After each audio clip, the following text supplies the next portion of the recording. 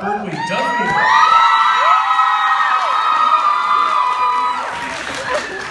Oh my God.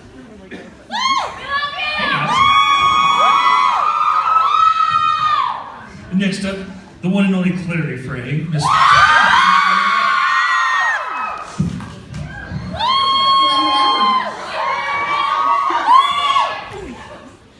Love you, Kat. Up next is the man with the ascot himself, Mr. Luke Arroway, Isaiah Mustafa.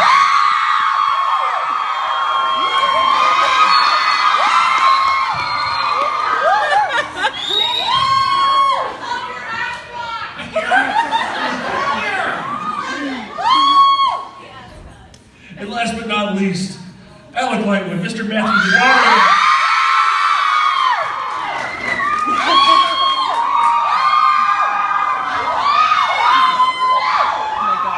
Okay, so I'm going to ask them a couple questions, but if you would like to ask some questions from the cast, we've got a microphone up here and over here. Go ahead and start lining up, and we'll get to as many as we can in the time we have. Running already. Hold on, I'm going to throw a question at you first about Beyond. It feels like the show has a very 80s adventure movie vibe throughout the whole thing. Like through the point where you're a 13-year-old, and even when you go back to waking up 12 years later. Was that intentional? I think partially. I mean, the tone of it, especially at the beginning, was meant to be quite a disparity from how the 21st sort of century when he wakes up is, especially. And it's sort of one more difference to the world and the tone, and sort of the beginning of the pilot that is a stark difference from when he wakes up. And it's sort of to show the difference that he has to take on in this new world that he's woken up into. Fantastic. I'm going to ask the three of you the same question. We've experienced alternate dimensions. If we were to revisit them, and I'm not going to say whether we are in season 2 or not, what would you want to see that alternate dimension look like? Oh, we discussed this wrong. No, it's not. Project, sir. Okay. Oh, We discussed this a lot. This is one of our favorite pastimes on set, is to discuss what kind of alternate universes we'd like to travel to. And I think we've come up with all different kinds. We've talked about one where we all sing. It's like a musical episode. musical universe. There's no speaking, only singing. Shadowhunters in outer space. I'm gonna go ahead and I'm gonna address the elephant in the room and just say that. I don't sing, but Matt does. We'll get to that. But I think we'd all like to see an alternate universe where Luke runs the Institute. And he never became a werewolf. I think that's. I mean, I'd be happy just going back to the alternate universe we were in season 1. I kind of like that universe. I mean, minus the whole like demon and all that. You know, that was a lot. Fantastic. Well, let's just start right over here with the first question. Okay, first of all of you guys look great today. Thank you. And then Matt, you're my favorite human being on this planet. And then I want to know what your favorite thing about your character is, all of you. Matt, do you want to start us off? Or do you want to go last? I'll go first. My favorite thing about Alec, that's I think that there's a lot of things I like about Alec, and I think that it's nice to see someone who is so interested in doing what's right, but struggles with it so much, because it's not easy. And this season, though, we're going to see him do things that are hard for him, and I think he grows a lot. So I like that about him. I think you guys are going to enjoy watching him get through some problems. Deal with some issues. I enjoyed watching you get through some problems. I appreciate that. Yeah. Thank you, guys. You're welcome. I don't know. I'm going to think about that. What my favorite thing about him is. Matt went real deep with his answer, but I am going to stay aesthetic for you, and I think Luke's green eyes are my favorite. Something I love about Clary is that she is so well-intentioned all the time, and yet it's one of the most relatable things about her. She's so well-intentioned, and yet time and time again she just messes up. She tries so hard to do the right thing, but the shadow world's really complicated. But you know, through it all, through all the ups and downs, which she goes through a lot of this season, she always has this ember of undying hope and this willingness to believe that everything is going to be okay in the end. And that's what gets her through it all. And in those moments of doubt, she has other people to carry her through. But that little ember is something I think we all need to hold on to. Well said. For Holden, yeah, I think it's, I think as you sort of witness, I think it's a sense of discovery and his sort of curiosity to the world. There's so many things that he's missed and he wants to be a part of. And I think some of the fun parts of the show that we will dive into more is sort of seeing him stumble through those new experiences, which I think is really fun and quite relatable too.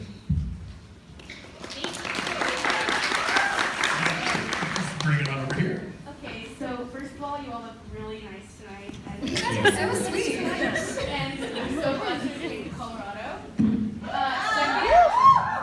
Beyond was really good, and I'm definitely going to be watching it, and you're a great actor.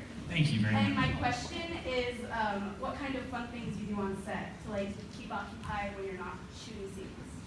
Yeah, there's we are a really tight-knit cast. So I'm assuming like these guys get on really well. And so I'd say that a lot of it is hanging out on set, you know, and having fun, talking to crew and cast, and really just getting to know each other and sort of talking about the scenes. And when you get to work with the talented people like I get to do on my show, it's really fun sort of crafting those scenes together and having a fun time acting. Well, guys, what do we do to have fun? What don't we do? That is true. True statement. We laugh so much all the time. Yeah. I feel like there's those days that you spend, you go into the makeup trailer and you're sitting in there talking to all of them, and you're in there for like 3 hours, and you're like, what's going on? When am I going to set? You're just chatting. A lot of chatting with each other. And playing with the cats, that became a thing. Yeah, there's a boxing gym though at the studio, so sometimes you can find Alberto, Dom, or either Kat or him or anybody in there at any time, punching bags. Or each other. Mostly bags. Right. Right over here. Hi, so first of all, thank you guys so much for coming out and love both of the shows. They're so great. I think I'm directing my question to Matt. So you mentioned your character growing up, I guess. When are they gonna let you like wear the beard? And, So much beard. Oh baby, you are just, you're saying all the right things. This, first of all, Alec is never going to be wearing a beard. You know what I mean? No. Again, the other kind of beard. But he will certainly have the opportunity, and I will be discussing it with everyone, to get this beard on him. I know it's sort of like a 50-50 thing, because I've heard some people say that they're not huge fans of it. Who out there is pro beard? It's looking pretty good for you, man. Is somebody recording this? Send this to This is our boss lady, one of our boss ladies, and she's going to send it along and say that I get to have a beard next season. on the subject of cloth, just thank you so much for like the representation that you're providing to the LGBT community and stuff. That's anything that I can do, please tell me if I'm doing something wrong.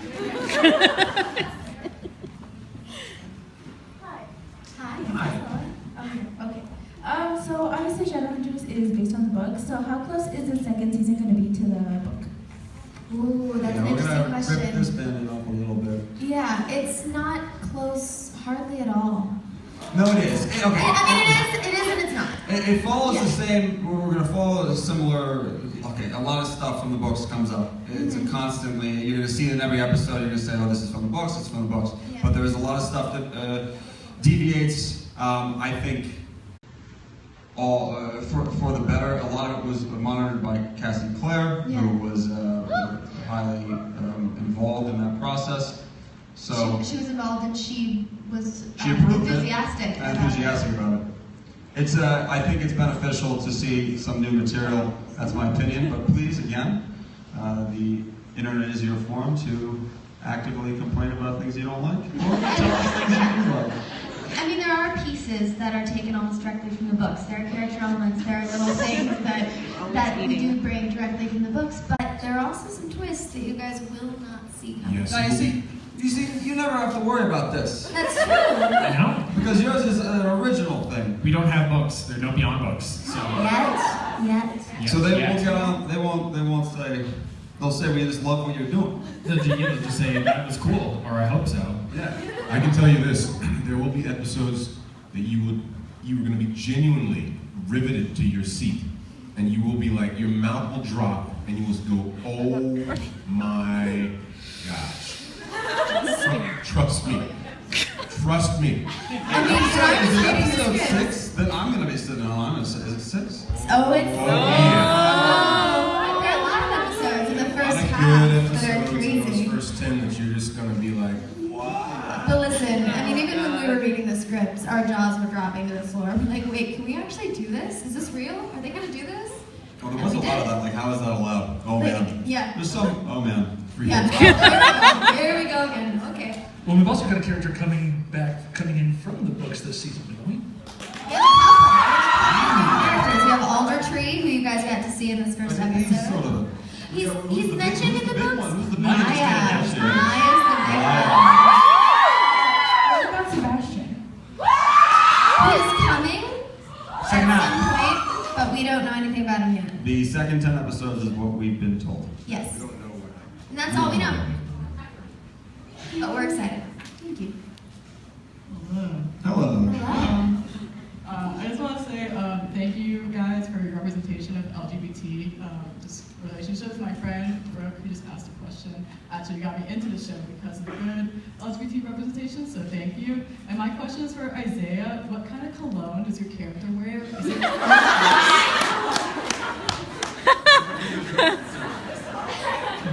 What a well-structured question. Well, I'm going to have to say Luke. You know, I don't think Luke's a cologne guy, but I mean, if he wears anything, I'd say Old Spice would be his apple. But that's just me saying that. I don't know. Thank you for asking that question, because I didn't want to ask it. Hi guys, I just want to say I love you so much, and I flew here from Chicago for you guys. Thank you. My question is, how can you relate? Like, what can you relate to your character the most? Why don't we start with Berkeley? Relate to Mike. I think there's a lot of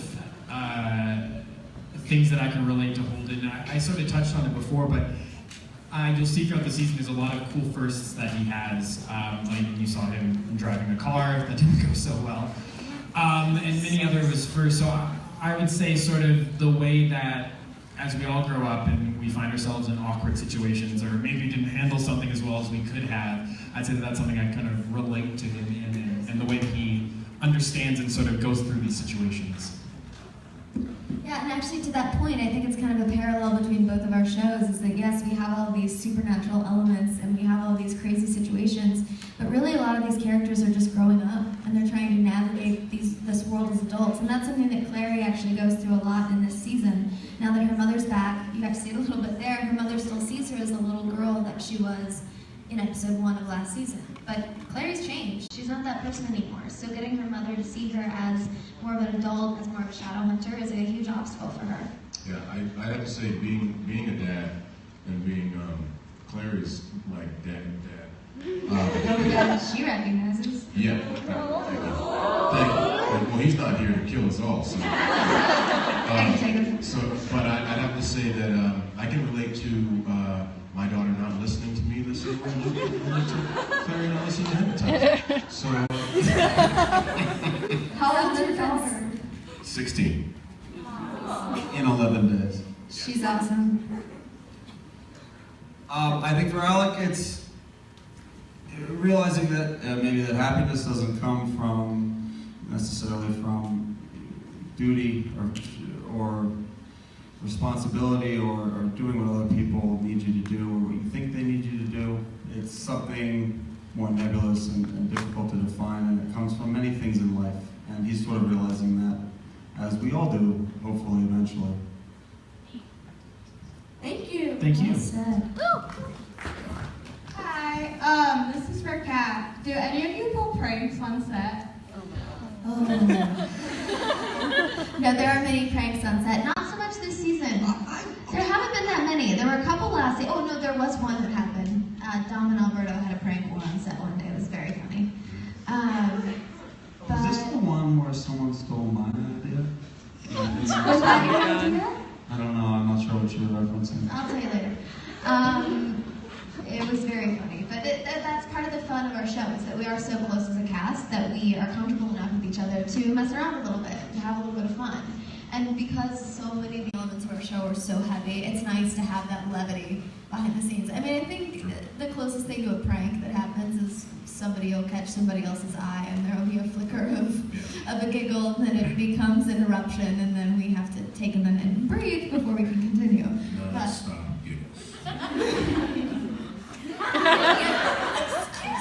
When you get going, you get going. Oh, when I get going, I get going. So I'm usually not the first one to break. No, Let's Dom be is always the real. first one to go. Do you think you can sign my book if that's okay? Yeah, absolutely. Oh my gosh. Now you have to sign everyone's.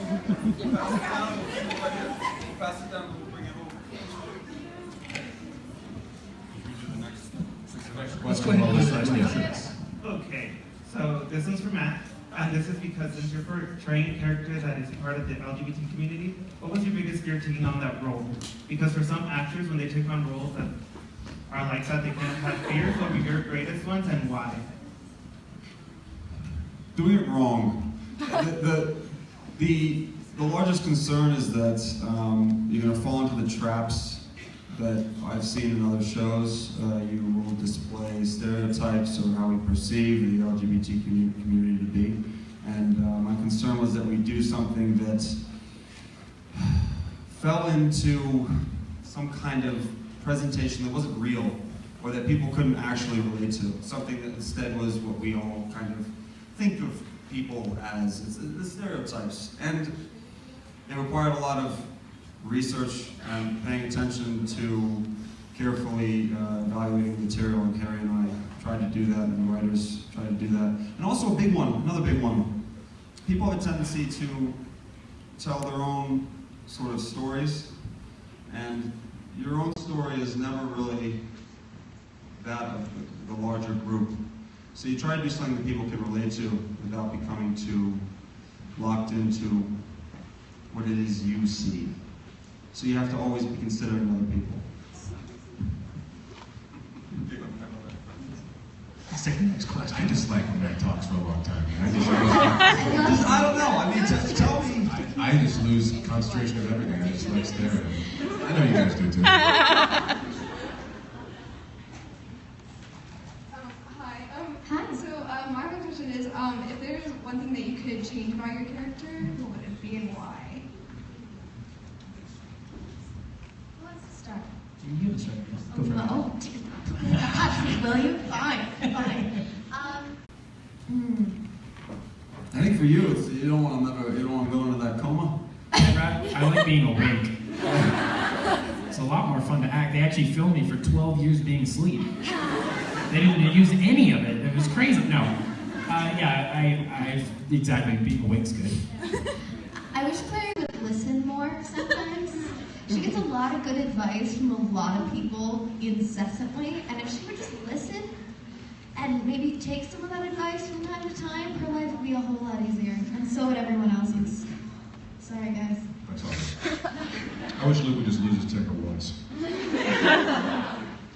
I like flaws and all.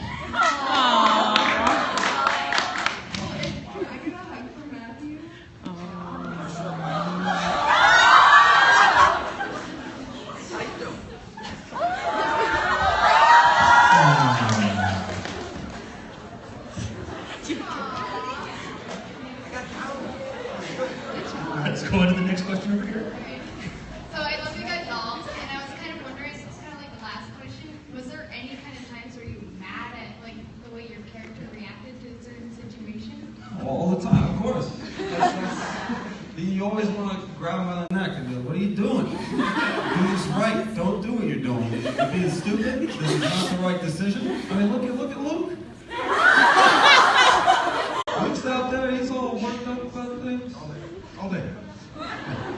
I think it's also because we obviously reading the scripts and knowing everyone else's perspective, we understand beyond the character's understanding of in the world what's going on and what it means to say yes or no to a certain situation. So it is, as we said, very common where you're like, but if you just went with them, it'd be fine, and they're running off the other way. So it definitely is that sort of frustration you get with your own characters. I mean, there'll be times where I'm reading a script, I'm like, no, just don't say that. Just listen, no, okay, fine, go on. I'll catch up with you later. Sometimes Luke will pick the wrong equipment that comes back to camera. Yeah, that can be a certain shocking result, can't it? Can my friend and I get a picture with you guys? Of course, yeah. That's a great question. Here, you stand there. Okay. Do you want one of us to hold? That'd be great. Yeah. Hello. Hey, hi. Oh, that's so cute. You're like a band. Yeah, the best one. Yeah. Rock Solid Panda. Heck yeah, Rock I took a Solid few. Panda. Yes. Thank you. That was awesome. Thank you. Thank you, guys.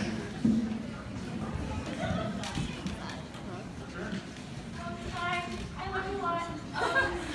So my question is kind of spoilery, so I don't know if you can answer it, but like in terms of the books, how is it gonna be cut? Because like between City of Ashes and City of Glass, because like Sebastian's only in City of Glass. Right, so this is kind of what we do. We bring in, the skeleton of the story, is, for the most part, is very similar to the books. But then we bring in elements of all of the books. Some of the things we didn't do in book 1 we bring in, or the things that we've left out of book 2. Or there are things from books 4, 5, and 6 that we bring forward. And that's kind of what's nice about having the freedom of the TV series, is to be able to switch up the timelines and say, okay, well, what would happen, how would the characters react if this happened before this, or if this happened instead of this?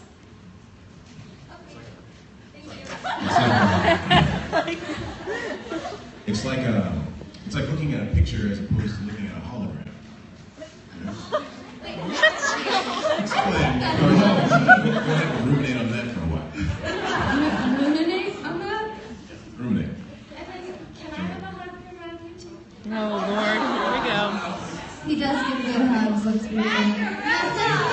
It's all you, baby. What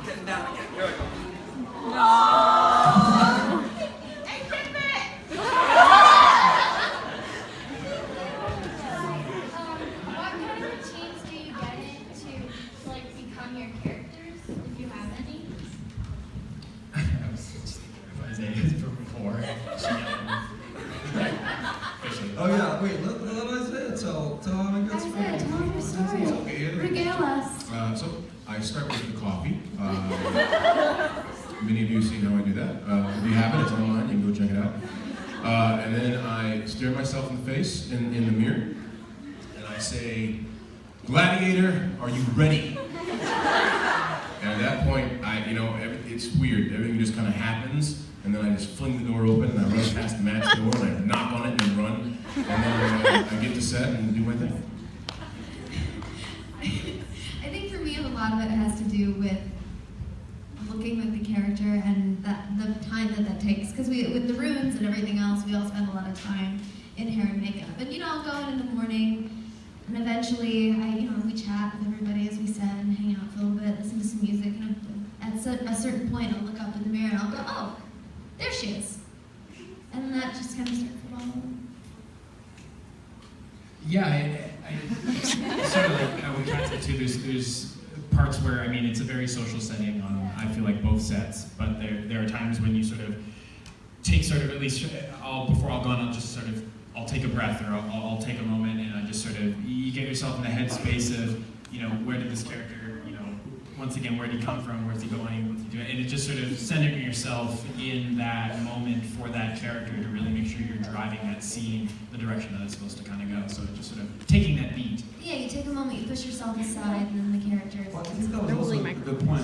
This is a different thing, but you show up and you get that clothing on, and you get the rune on, and then you're in that space, and it's like they're eating it gets you there. Especially our sets now. This year, Yeah. they've been all redesigned, and they're so much more grand and more immersive. And we walk into this, I get lost in the Institute set all the time. And as we're walking around there, it kind of takes over. You lost in that world a little bit? I hate to be the bearer of bad news. We're getting short on time, so just not yet. A couple more questions, but I want to set expectations properly. Matt has nowhere to be. So. Hey Matt, I Hi. feel like the most important question that has to be asked is, do you have a favorite breed of cow? So, yes. The Shetland cow is one of the more beautiful and more luxurious of the cows. And I think that that has always been my favorite. But at the same time, a standard dairy cow with some kind eyes is a real good option. And you can really, I mean, you can get into this. And there are some more majestic ones. It's a world. There's a lot of cows out there. Wagyu. That's cruel.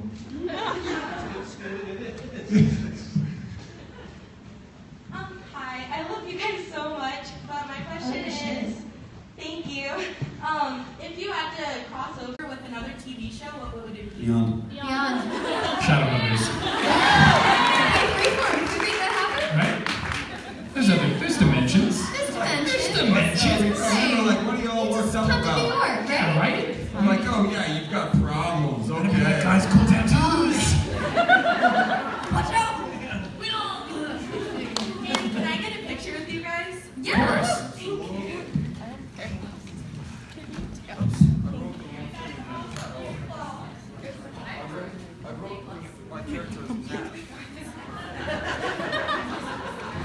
Everybody's holding a camera. Thank you. You're welcome.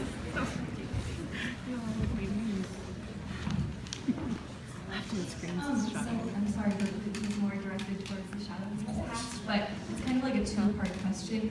First of all, have you guys read all the books, and also do you ever take any cues or inspiration from like the book characters, or do you prefer more to make the characters your own? This is something we have a lot of different points of view within our cast about that, but I love that we have that variety. So some of us have read all the books, and I'm one of those people.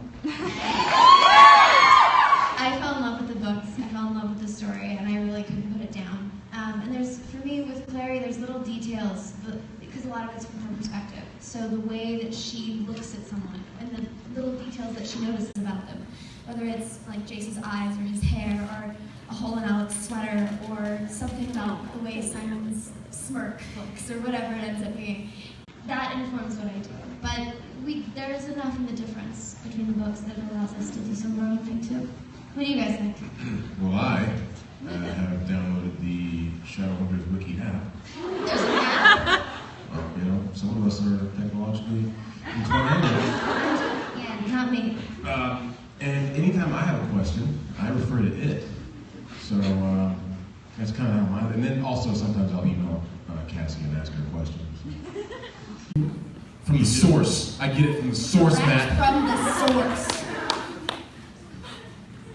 No, I think the characters came from the books, and that's where I based who the person was off of. But things change in the show, and I adapted based off what I think he'd be doing in those moments. So he's a book character first, and then he's slowly grown through the show. Yeah. And Cassie's visited set, so you can always ask her questions. Yeah. If you really have a question, you can be like, yeah, so what do you think he's doing? I think all the characters have grown a lot, and they've all changed a lot, and that's kind of, there's a stark difference between the first and second season. And then, sorry to disturb you guys. But the second part, yes, of course. Oh, no. My friends and I get a picture of you guys. Yes.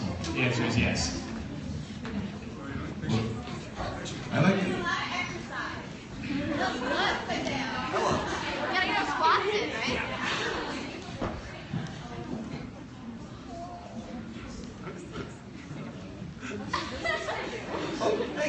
Okay, Matthew gets cards. Matthew gets gifts.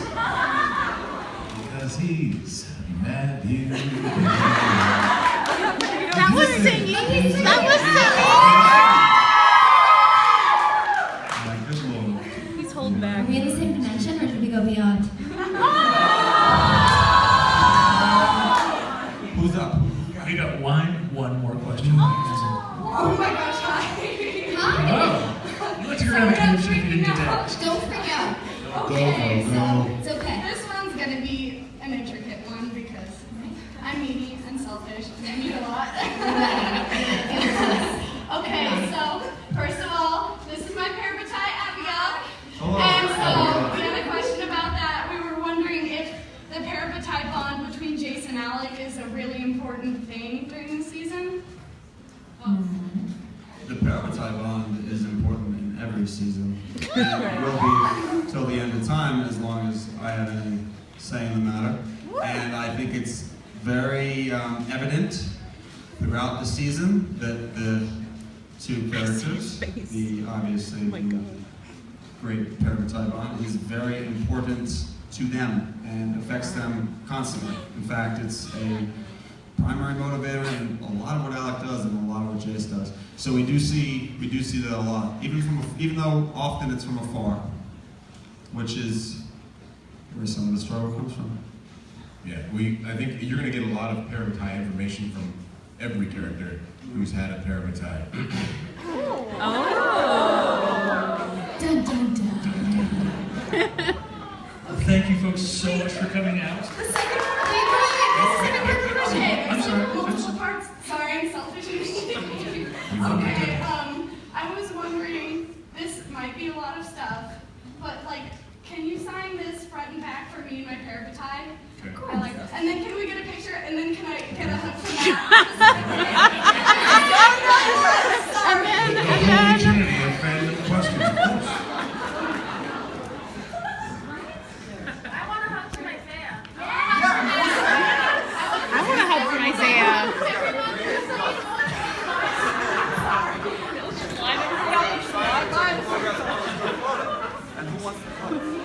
Alright, folks, just a reminder, tune in on January 2nd. If you watched Beyond, I don't know if you noticed at the end, it said it's a two-parter. It is. We've got 2 parts coming, so you want to tune back in. Tell all your friends about it. Use hashtag Shadowhunters and Beyond. When you post it on here, on whether it's on Periscope, YouTube, Facebook, wherever, use that hashtag, and we'll make sure we get a retweet for you guys. Thanks so much for coming. You're the purest human being on earth.